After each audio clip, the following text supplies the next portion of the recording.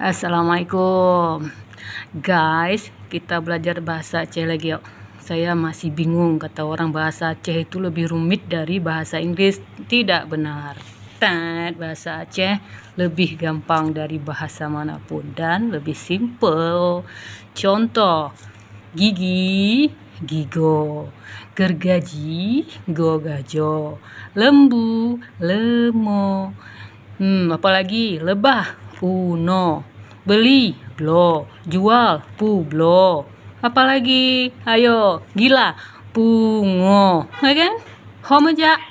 Yang tahu homeja? Homeja itu mau kemana, tapi disingkat dalam bahasa Aceh, ho. Terus apalagi? Besi, beso. Kami, kamu. Simple banget bahasa Aceh. Jangan ngomong dong bahasa Aceh itu susah dari bahasa Inggris.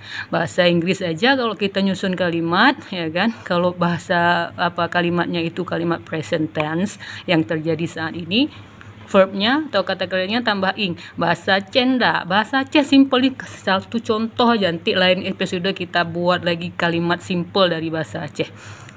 Mau kemana kamu, Ismail? Panjang tidak bahasa Indonesia? Panjang. Nah, bahasa Aceh cuma 2 kata.